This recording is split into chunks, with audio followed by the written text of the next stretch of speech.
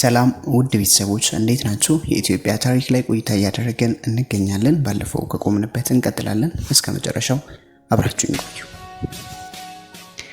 The 1935 invasion in the aftermath ከ1935 ላይ የነበረው ጣሊያን ኢትዮጵያ ላይ የወረረችበት ወረራና እንዲሁም ከዛ በኋላ የነበረው ነገር ምን ይመስላል የሚለውን የምናይበት ክላሳችን ነው ማለት ነው። ኦኬ ኢጣሊያን ወይም ደግሞ ጣሊያን ኢትዮጵያን በሁለት መንገድ ነበር እያጠቃች ነበረችው፣ በሁለት ፍሮንት ማለት ነው። በሁለት ግንባር ጦሯን ወደ ኢትዮጵያ አዝምታ ነበር። ዘኖርዘርን እንደ ሳውዘርን በኖርዘርን በኩልና በሳውዘርን በኩል ነው። የኖርዘርን በኩሉን እየመሩ የነበሩ የጣሊያን ጄነራሎች ኤሚሊዮ ዲቦና እና ፔትሮ ባዶጊሎ የተሰኙ ናቸው። 1936 ላይ ኖቬምበር 1936 ላይ እነዚህ ጦሮች ወደ ኢትዮጵያ እየመሩ ወደ ኢትዮጵያ መጥተዋል። ሌላኛው ሩዶልፍ ግራዚኒ ነው። ግራዚኒ በጣም አደገኛ ሰው ነው። ሩዶልፍ ግራዚኒ ከሳውዝ በኩል ጦርነቱን እየመራ የነበረ የጣሊያን ጄነራል ነው ማለት ነው። እነዚህ ጄነራሎች ኢትዮጵያ ላይ ብዙ ጠባሳ ያሳደሩ፣ ኢትዮጵያን ብዙ ነገር ያደረጉ ናቸው።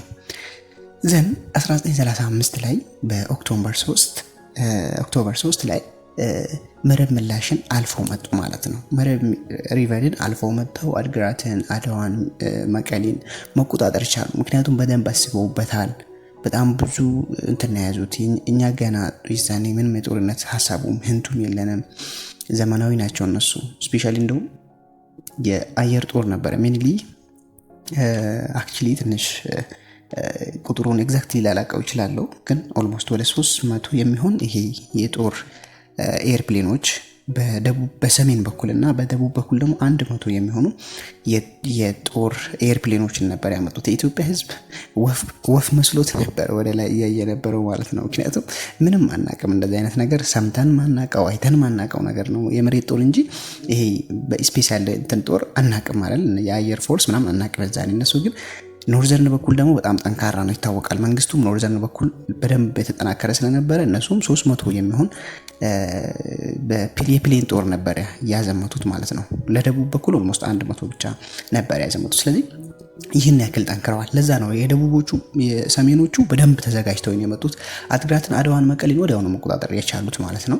ኦኬ ጃንዋሪ 1936 ላይ ኢትዮጵያን ካውንተር ፎርስ ኢትዮጵያን ደግሞ እነዚህ ተከላካይ እንትኖች እነሱም ዘመቱ ማለት ነው። ወደ ጣሊያን ዘመቱ ማለት ነው። በሶስት በኩል አድርገው ዘምተዋል። ኦኬ እነዚህን የመሩ የነበሩ ኮማንደሮች ራስ ምሩ ኃይለ ሥላሴ የዌስተርን ፍሮንቱን ወይም ሽሬ ፍሮንቱ በመባል የሚጠራውን ይመራ ነበረ።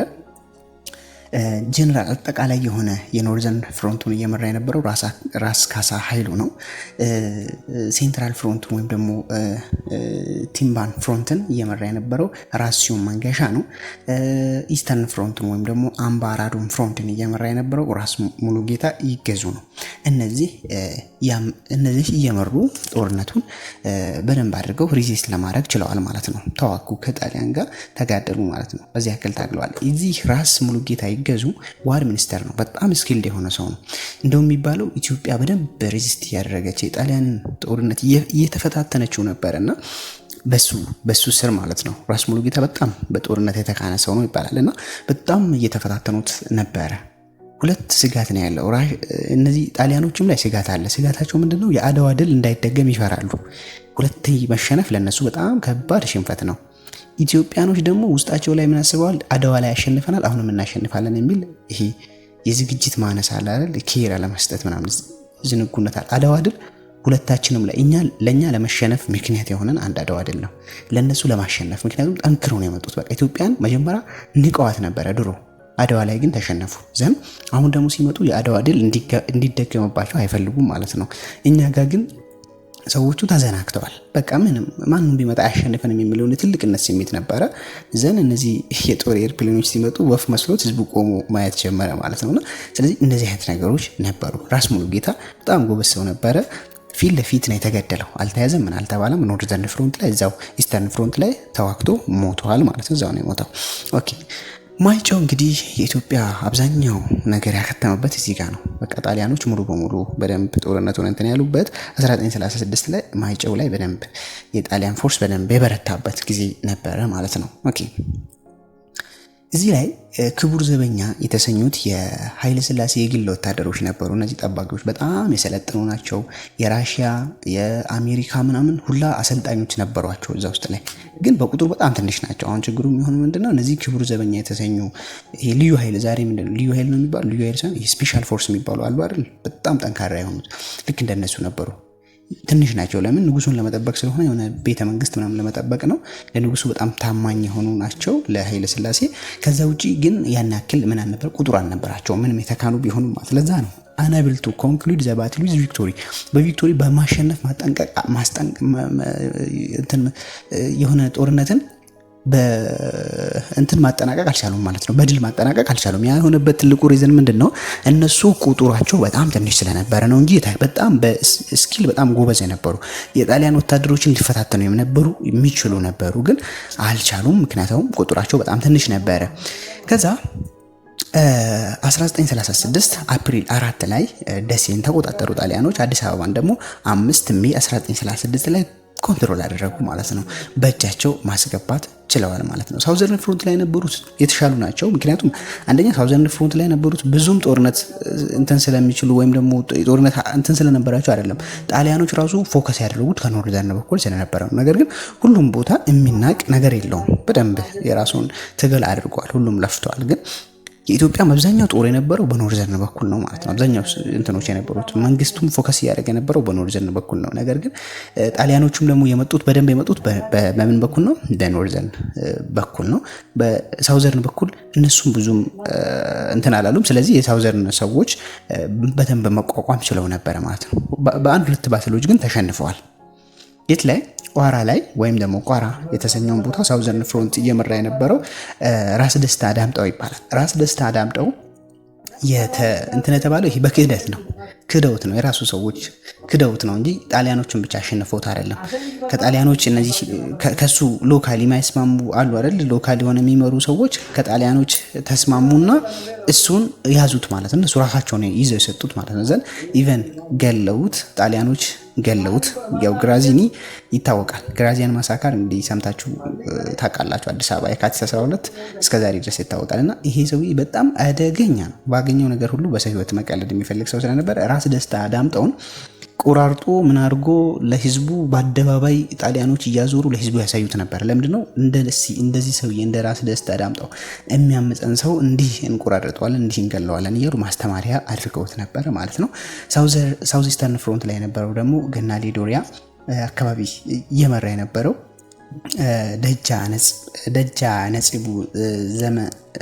ደጃነጽቡ አማኑኤል ይህ ሰውዬ በጣም ጎበዝ ነው ተብሎ የሚታሰበው በጉሪላ ዋር ታክቲክ ነው። በኋላ ላይ እነሱን አሸንፎ እነሱን መቆጣጠር ወይም ደግሞ ከነሱ ጋር ጦርነት ሲያቅተው በጉሪላ ዋር ታክቲክ ጀምሯቸው ነበር፣ ወይም ደግሞ ተደብቆ ከነሱ ጋር ጦርነት እያደረገ ነበር። የሱን ሜቶድ ነው በኋላ ላይ አርበኞች እየወሰዱት ማለት ነው። አርበኞች ታውቃላችሁ አይደል?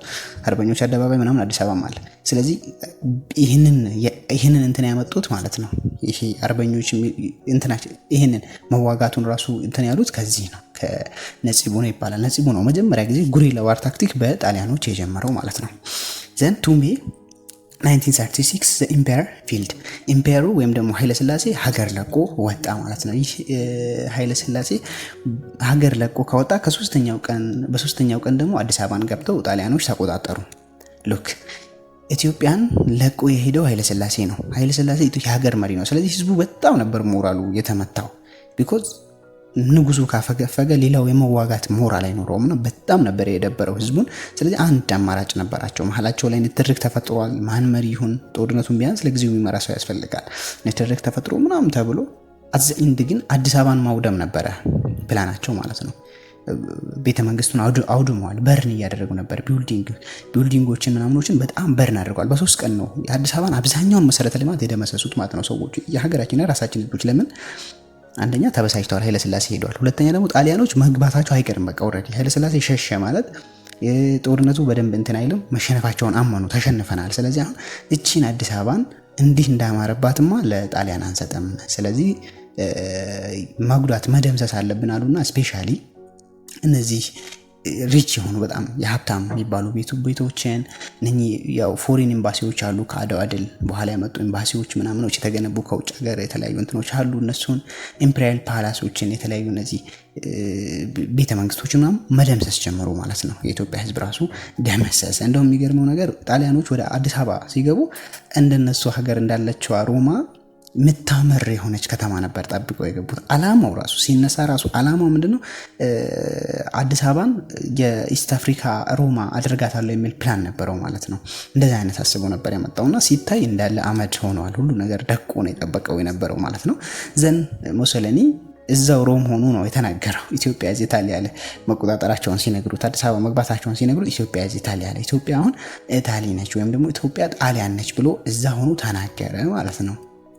ኦኬ ከዛ ኢትዮጵያን አዲስ አበባን ኮንትሮል ካደረጉ በኋላ ትልቅ ህልም ነበረው። ድሮም ምን ህልም ነበረው? ኢጣሊያን ኢስት አፍሪካ የመመስረት ወይም ደግሞ ሰርድ ይሄ ሮማን ኢምፓየር ብሎ ነው የሚሰይመው። ሰርድ ሮማን ኢምፓየር ብሎ ይሰይመው ነበርና ሰርድ ሮማን ኢምፓየር የመመስረት ፕላን ነበረው ሙሶሊኒ። ስለዚህ ኢጣሊያን ኢስት አፍሪካ ብሎ ሰየመው ማለት ነው። ይሄን አካባቢ ሙሉ ተቆጣጥሯል፣ አልቀረውም። ኬንያን የተወሰነ ፓርቱን ይዟል፣ አብዛኛውን ፓርት ብሪቴን ብትይዝም ማለት ነው።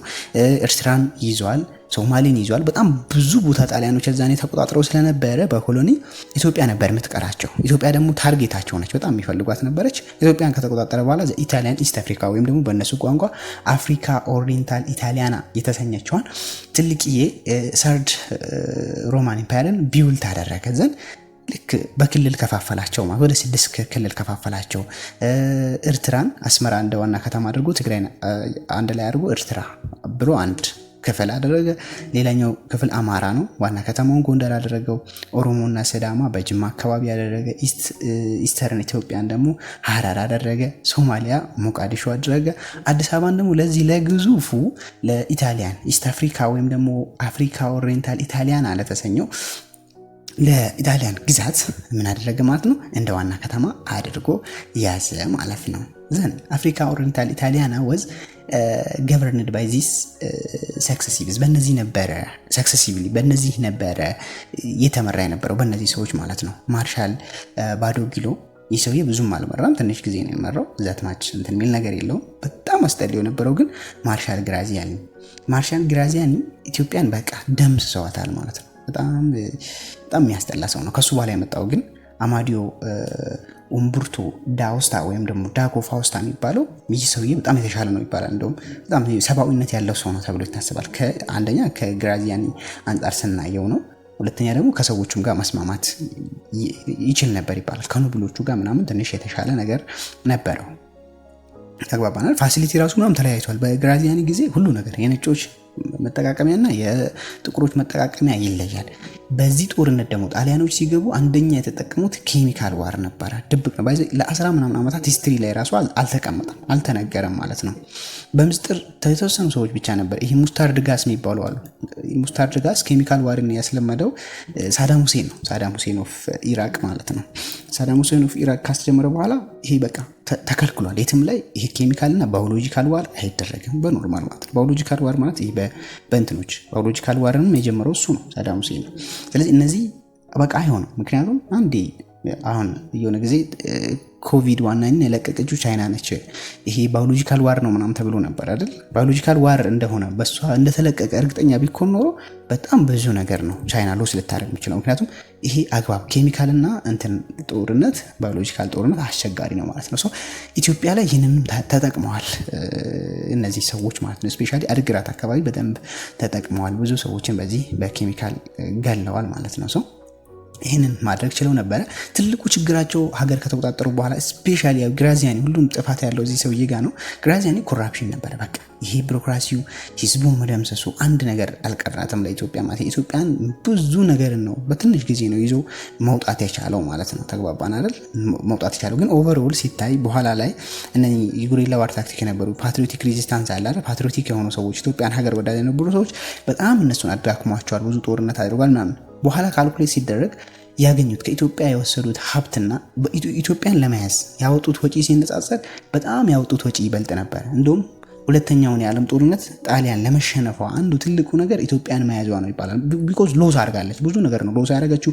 ከዛ በተጨማሪ የያዘችው ከተማና ዋና ዋና መንገዶችን ብቻ ነበረ። ከተማዎችንና ዋና ዋና ገጠሩን በጭራሽ አልያዙ። ምክንያቱም በገጠሩ እንዳለ ሁሉም ሰው ይዋጋቸው ነበረ። ወደ ገጠር መግባት እነሱ አልቻሉም። ገጠር ላይ ደግሞ ብዙ ሀብት አለ ይታወቃል። የሚፈልጉት እነሱ ከኛ ባይዘ የተሰራ ምናምን ብልጭልጭ ነገር አይፈልጉም። ጥሬ ነገር ነው የሚፈልጉት። ወርቅ ነው የሚፈልጉት። ጎልድ በጣም ይፈልጋሉ። አይቮሪ በጣም ብዙ ወስደዋል ተብሎ ይታሰባል ማለት ነው። እነዚህ ነገሮችን ወስደዋል። ግን ለመውሰድ ገጠር መግባት ስለነበረባቸው ገጠር ለመግባት በጣም እየተቸገሩ ነበር። ጦርነቱ ምናምን እየገጠማቸው ነበር ማለት ነው። ስለዚህ የነሱ ደግሞ ሌጋሲ ብዙ ጊዜ የሚታየው አሁን ዛሬ ራሱ ብታዩ ጣሊያን የገባበት ቦታ በቀላል እንዲህ አይታችሁን ካለ ለማወቅ ከተማዎች ላይ ነው እንጂ ገጠር ላይ ብዙ እነሱን መስመር አታገኙም። የተወሰነ መንገዶችን ዘርግተዋል። ከአስመራ ወደ አዲስ አበባ፣ ከአስመራ ድሬ፣ ከአስመራ ወደ ከአዲስ አበባ ድሬ፣ ከአዲስ አበባ ጅማ ምናምን ዘርግተዋል። እነዚህን መንገዶች የዘርጉት ለኢትዮጵያ እድገት ብለው አልነበረም። አንደኛ ሀብት ነገሩን ለማጓጓዝ ነው። ሁለተኛ ለመቆጣጠር እንዲመቻቸው ለጦር እንትናቸው ነው፣ ታርጌታቸው ሌላ ነገር አይደለም ማለት ነው እንጂ ለኛ ፈልገው ለኛ ብለው ያደረጉት አንድም ነገር የለም። አርበን ላይ ነው ትልቁ ስራቸው እየሰሩ የነበረው። አዲስ አበባ ብትሄዱ በቃ ብዙ ነገር ታያላችሁ። በእነሱ ምክንያት የተደረገውን ነገር በጣም ሁላችንም የምናውቀው ነው ማለት ነው። ቢያንስ ፒያሳ እንኳን ብታዩ በእነሱ የተሰየመ ነው።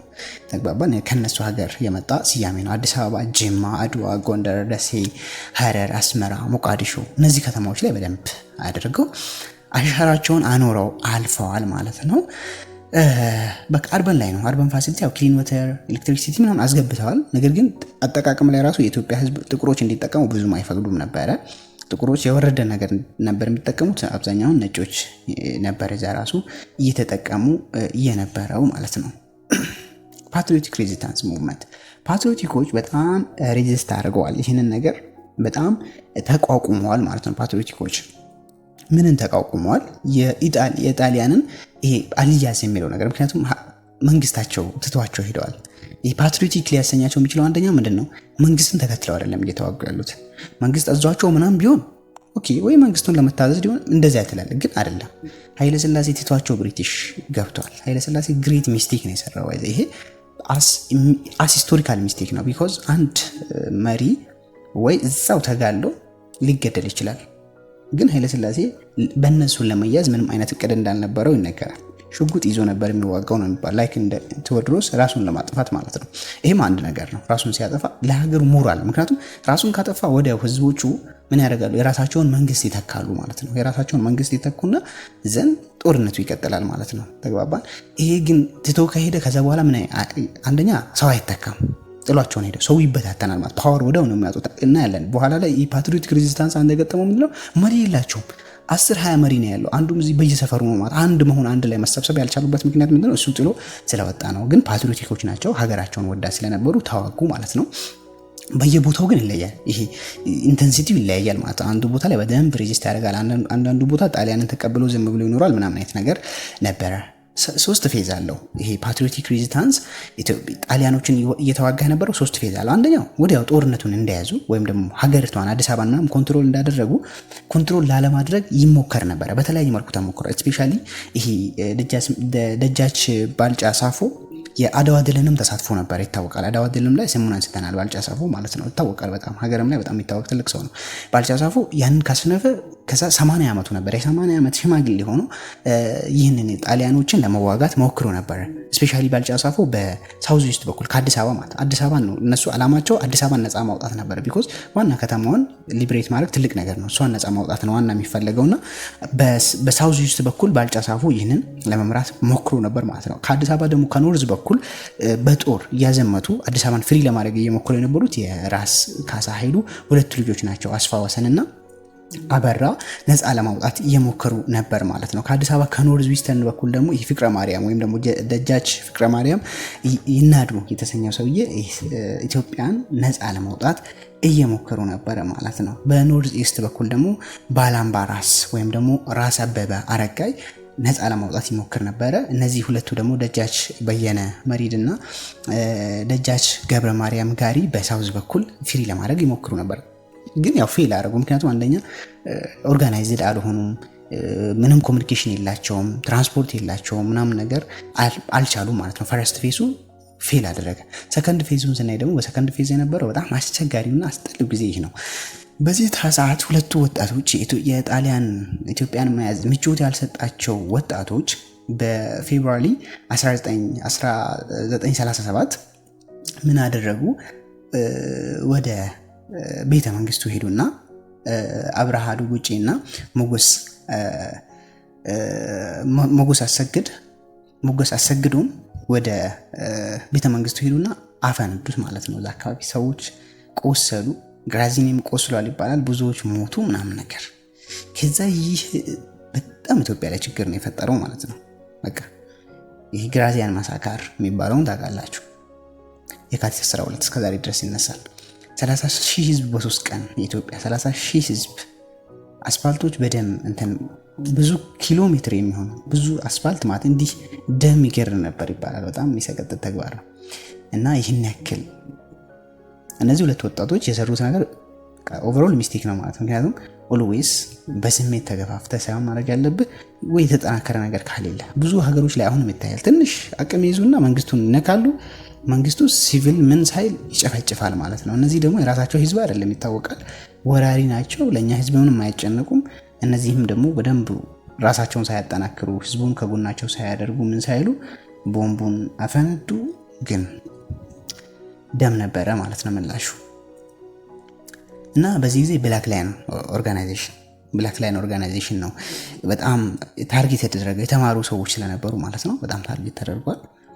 በጣም ነው የሚከብደው። ግን ይሄ ግራዚያን ማሳካር በጣም ነው የነሱ እንትን ነው። ይሄ አርበኞች እንዲወለድ ያደረገው አርበኞች ይህንን ደም ያየ ሰው ነው ወይ ያንን አርበኞች የተሰኘውን በቃ ራሳቸው ፎርም አድርጎ ያለምንም መሪ ማለት ነው በራሳቸው እስኪ ለኢትዮጵያ እንዋጋ ብለው ፎርም አድርገው ገጠር ገብተው እየታገሉ በኋላ ኃይለ ሥላሴ ሲመጣ በእነሱ እገዛ ነው ማለት ነው ተመልሶ ስልጣኑን መያዝ የቻለው። ሌላኛው ኢትዮጵያን ኦርቶዶክስ ቸርች ነው። ኢትዮጵያን ኦርቶዶክስ ቸርች ያው የጣሊያኖች ታርጌት ነበረ። ስፔሻሊ ደብረ ሊባኖስ በአብዛኛው ፖለቲካል የሆነ ጦር ይገባል። በአምድ ጽዮን ጊዜ እያየነው ነበረ። ለምንድነው በአህመድ ግራይን ጊዜ ምናምን እያየን ደብረ ሊባኖስ በቃ በአብዛኛው ጦርነት። ምክንያቱም እዛ ውስጥ ላይ አንዳንድ ፖለቲካል ነገሮች ይደረጋሉ ተብሎ ይታሰባል ማለት ነው። መንግስቱም ዝም ብሎ አይደለም የሆነ የእምነት ተቋምን ዝም ብሎ አይፈልግም። ጣሊያኖቹም ዝም ብሎ አልፈልጉትም። ነገር ግን ብዙ የተማሩ ሰዎች አሉ ተብሎ ይታሰባል እዛ ውስጥ ላይ። እነኚህ 297 የሚሆኑ ሞንኮች እነዚህ መነኩሴዎች ምናምኖች ነበሩና ስለ ሀገራቸው ያውቃሉ፣ ታሪካቸውን ያውቃሉ፣ ምናምናቸውን ያውቃሉ ተብሎ በቃ አላማቸው ሁሉ የተማረ ሰው ማጥፋት ነው ኢትዮጵያ ላይ። ይሄ ነው ዘ ሚሲንግ ጄኔሬሽን ይባላል። አንድ ጄኔሬሽን ሚስ አድርገናል ነው የሚባለው። እዛ ጊዜ የተማረ የሚባለው ጄኔሬሽናችን አጥፍተናል ማለት በእነሱ ምክንያት በቃ ኢትዮጵያ እንደገና አዲስ ደደብ ተፈጥሯል ማለት ነው። ተግባባን። የተማረ ምናምኑን ጨረሱበት ዘን ይሄ ደግሞ ሌላ ታውቃላችሁ ከባድ ችግር ውስጥ ነው የሚከተውና እንደዚህ ሚሲንግ ጄኔሬሽን እንዲፈጠሩላ በቃ የተማረ ሰው ሲያዩ አይመቻቸውም ማለት ነው። ምክንያቱም የሆነ ነገር ያደርግብናል ብለው ነው የሚያስቡት ማለት ነው። ያው ጉሪላ ዋር ታክቲክ እንዲህ ከዛ በኋላ ጉሪላ ነው የተጀመረው። በቃ በየቦታው በየገጠሩ በየሰፈሩ ምን ማድረግ ጀመረ ማለት ህዝቡ በያለበት ጣሊያኖች ሲያልፉ መንገድ ላይ እንትን ሲሉ እነሱን ጠብቆ መዋጋት ጀመረ። ትልቁ ችግር ግን ላክ ኦፍ ኮኦርዲኔሽን ነው። በቃ እንዳልኳችሁ ነው ላክ ኦፍ ኮኦርዲኔሽን። እንዴት ኮኦርዲኔት ይሆናሉ? የትኛው መንግስት አላቸው? መንግስታቸው ቢሞት ኦኬ ተክተዋል፣ ግን ትተዋቸው ነው ሄደውና ይሄ ነገር በጣም ችግር ፈጥሮባቸው ዩኒፋይ መሆን አልቻሉም። አንድ ሆኖ መዋጋት አልቻሉም። የተወሰኑትን እነኚህ ፓትሪዮት የሆኑት ወይም ደግሞ ሀገር ወዳድ የሆኑ በጊዜው እየታገሉ የነበሩ ሰዎችን የተወሰኑትን ስማቸውን ለመጥራት ያክል በጣም ብዙ ናቸው። ያው እንደነገርኳቸው አንድ መሪ አይደለም፣ በጣም ብዙ በየሰፈሩ ነበር እየተዋጉ የነበሩት። ከነዛ ውጭ ደጃዝማች ኡመር ሰማታር፣ ኮሎኒያል አብዲሳ አጋ፣ ደጃዝማች በላይ ዘለቀ፣ ደጃዝማች ገብረ ህይወት መሸሻ፣ ደጃዝማች አባይ ካሳይ፣ ወይዘሮ ሸዋረገድ ገድሊ፣ ዘራይ ደሪስ። እነዚህ ሰዎች በጣም ትልቅ ለኢትዮጵያ ትልቅ ፓትሪዮት የሆኑ ሰዎች ናቸው። ወይም ደግሞ ሀገር ወዳት እዚህ ጋር በለን እስከዛሬ እንጠራቸዋለን። ያው ትልቁ ዊክነስ ኢንተርናል ዊክነስ እንዳልኳቸው ነው። በቃ ይሄንን ትልቅ ችግር ያመጣው አንድ የሚያደርጋቸው ሰው አልነበረም ማለት ነው። መሀላቸው ላይ ባንዳ ተፈጠረ፣ ከሃዲ ማለት ነው። አንዱ ከጣሊያን ጋር ይሰራል፣ አንዱ አላማው ሌላ ነው። የሆነ ፓትሪዮት ሲሆኑ ይሰራሉ ይላል፣ ግን ለሀገሩ የማይዋጋ አለ ማለት ነው። እንደውም እርስ በርስ ነበር የሚዋጉት ይባላል። ይሄ ጁሊስ ያለ መሀላቸው ላይ ሚቀኝነት፣ አለመግባባት ምናምን አለ ማለት ነው። በቃ የሆነ አለረል አስፍቶ ማያስብ ወይም ደግሞ ኢነሚው ላይ ፎከስ ማያደርግ። እኛ ኢነሚ ማን ነው? በዛ ጣሊያን ነበረች። ግን ያንን ነገር በቃ ፎከስ አድርጎ መዋጋቱላ የማይችል የሆነ ሰው ነበረ። ይህን ያመጣው በቃ አንድ ትክክል መሪ ስላልነበራቸው ነው ማለት ነው። ኦኬ በኋላ ላይ ኃይለ ሥላሴ ብሪቲሽ ነበረ። ግን ብሪቲሽ ቢኖርም ብሪቲሾችን ጠይቋል እርዳታ። እነሱ ቶሎ ስላልመለሱ ነው። እንደምታውቁት አውሮፓዎች ጥቅም ካላገኙ አይረዱም፣ ማንንም ሰው አይረዱም። ዛሬም ቢሆን የሆነ ጥቅም እስከሚያገኙ ድረስ ነው እንጂ ጥቅም ካላገኙ እነሱን ለመርዳት ምንም ይገፋፋቸው ምንም የሚያደርጋቸውም ነገር የለም። ስለዚህ ብሪቲሽን ጠይቋል፣ እርዳታ ጠይቋል።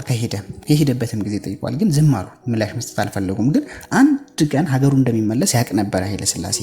ስለዚህ ሱዳን አካባቢ የተወሰኑ ወታደሮች እንዲሰለጥኑ አድርጓል። ጌዲዮን ፎርስ ይባላሉ። በኋላ ይዘውት የገቡት ማለት ነው። የተወሰኑ እነዚህን እያሰለጠኑ የነበሩ የተለያዩ የብሪቲሽ ሰዎች ምናምን ናቸው። ከነሱ ሱዳን አካባቢ ነበር እንዲሰለጥኑ ያደረገው ማለት ነው። በቃ የመምጣት ፕላን ነበረው ነው የሚባለው። ኢቨን እድሉ ባይከፈትለት እንኳን መጥቶ የመዋጋት ፕላን ነበረው ተብሎ ይታሰባል። ወርልድ ዋር ሰከንድ ግን ሲመጣ ለኛ ትልቅ እድል ነበር። ኃይለ ሥላሴ ወደ ኢትዮጵያ ለመግባት ትልቅ እድል ነው። ምክንያቱም ጣሊያን ልብ አበጠ። ስለዚህ ፍራንስና ብሪቴን ላይ ጦር አወጀች ማለት ነው። ፍራንስና ብሪቴን ጦር ስታወጅ ብሪቴኖች እነሱን ለማዳከም ሲሉ እዚህ በጣም ትልቅ ሀብት አለ። ምክንያቱም ጣሊያን እዚህ አካባቢ ኢስት አፍሪካን ሙሉ ኮንትሮል አድርገዋል፣ ተቆጣጥረዋለች። ኢስት አፍሪካ ላይ ያለ ሀብት ሙሉ ወደ ጣሊያን እየሄደ ነው። ስለዚህ ጣሊያን አሁን ምን ተሰምቷታል? የዓለም ፓወር መሆን ትፈልጋለች። ብሪቴንን ደግሞ እንደ ጠላት አደረገች። መጀመሪያ ወዳጅ ናቸው። መጽዋን ታስታውሳላችሁ አይደል? ብሪቴን ነበረ ለጣሊያን የሰጠቻት ዮሐንስን ሸውደው ማለት ነው። ነገር ግን አሁን ብሪቴን ግሬት ብሪቴን ነው የምትባለው። ከሁላቸውም በላይ አቅም ያላት እሷ ነች። በጣም ብዙ ሀገርን በኮሎኒ የያዘችው እሷ ነች። ስሞል አይዝላንድ ነች፣ ባይዘ ትንሽ አይዝላንድ ነች። ትንሽ ሀገር ሆነ ዓለምን ተቆጣጠረች ሀገር ግሬት ብሪቴን ነበረች። አሁን ግን ግሬት ብሪቴን የሚለው ስም ለጣሊያን አልተመቻትም። ብሪቴንን ማፈራረስ ትፈልጋለች ማለት ነው። ስለዚህ በቃ እነዚህ ላይ ጦርነት ማወጅ ፈለገች። ምክንያቱም በጣም ብዙ ቦታ ይዛለች፣ በብዙ ሀብት መበልጸግ ጀምራለች ጣሊያን። አንደኛው ፕላናቸው የብሪቴኖች ምንድነው? የሀብት ምንጭ የሆነውን ኢስት አፍሪካን ከማን እጅ ማስወጣት? ከጣሊያን ማስወጣት ነው። ለዛ ደግሞ ማን መጠቀም ይችላሉ? ኃይለ ሥላሴ የሚፈልገው ስለነበረ በቃ ኃይለ ሥላሴን ወደ ሀገር መላክ ነበረ። ጄኔራል ዊሊያም ፕላት መጥቶ ኤርትራ አካባቢ የሚገኙ እነዚህ ጣሊያኖችን መዋጋት ጀመረ ማለት በተለያየ በኩል ነው የተዋጓቸው። ምክንያቱም ሰፊ ስለነበረ ኃይለ ሥላሴን ይዘውት የመጡት ጌዲዮን ፎርሶች ናቸው። እንደነገርኳችሁ ጌዲዮን ፎርሶች ሱዳን ላይ እየሰለጠኑ የነበሩ የኢትዮጵያ ወደ 800 ወታደሮች ናቸው። ኢትዮጵያዊ የሆኑ 500 የሚሆኑ ደግሞ ወታደሮች አዛዦች ምናምን ነገሮች አሉ። የ500 ሳይሆን 50 ማለት ነው። 50 የብሪቲሽ ሰዎች ናቸው። አጠቃላይ 850 ናቸው። እሱን አንድ ላይ አድርገውት የመጡት ጀነራሎቹ ሳንፎርድ እና ማጀር ዊንጌት ናቸው። እነሱ አንድ ላይ ዊንጌት እስከዛሬም ሲሙ ይነሳል አብረው ይዘውት ኃይለ ሥላሴን ወደ ጎጃም በሱዳን በኩል አድርገው ይዘውት መጡ ማለት ነው። ሌላኛው ከኬንያ በኩል እያጠቃ የነበረው ደግሞ ጄኔራል ኮሚንግሃን ከኬንያ በኩል እንትኖችን እያጠቃ ነበር ማለት ነው። እና ዋቲቨር ከዛም እያሉ ብሪቴኖች ፓወርም ስለነበራቸው ጣሊያኖቹን መጋፈጥም ስለሚችሉ ከዛም ይህንን ቦታ ማስለቀቅ ነበረ ስራቸው። ስለዚህ ኢምፔሪያል ኃይለ ሥላሴ በ1941 በማርች 5 ኢትዮጵያን በድጋሚ በወጣበት በ5ኛ ዓመት አናቱ ላይ ኢትዮጵያን መጥቶ በድጋሚ ስልጣን ያዘ ማለት ነው። ስለዚህ የኢትዮጵያ ሂስትሪ የሆርን ኦፍ አፍሪካ ሂስትሪ በአጭሩ ይህንን ይመስል ነበረ። በዚህ የሂስትሪ ትምህርታችንን በዚህ እናጠናቀቃለን ማለት ነው። ሂስትሪ ላይ በጣም ኮንትሮቨርሺያል ነው ይታወቃል። አንዳንድ አላስፈላጊ ሀሳቦች ይኖራሉ፣ ምናምን ነገሮች ይኖራሉ። ጀስት የተጻፈውን አንብቤ ለማለፍ ሞክሬያለሁ። ታሪክ ደግሞ በተለያየ መልኩ ሊተረክ ይችላል፣ በተለያየ መልኩ ሊኖር ይችላልና ምናልባት እንደ አጋጣሚ ሆኖ የራሴን ዝንባሌ ያሳየሁባቸው ቦታዎች ካሉ ለነሱ ቅርታ ጠይቃለሁ። ሂስትሪ ስለሆነ ሂስትሪ ይዘን እናልፋለን። እኛ መሀል ላይ ምንም አይነት ችግር እንደማይፈጥር ማሰብ መቻል አለብን። ቢኮዝ በቃ ፓስት ኦልሬዲ አልፏል አይደል? ያለፈው አልፏል ብለን በዚህ ልክ ብንይዝ ጥሩ ነው። በነበረን ቆይታ ተጠቃሚ እንደነበራችሁ ተስፋ አደርጋለሁ። እስከ ሰብጀክቱ መጨረሻ ፍጻሜ ድረስ አብራችሁኝ ስለቆያችሁ እጅግ አድርጌ አመሰግናለሁ። በያላችሁበት ሰላማችሁ ይብዛ።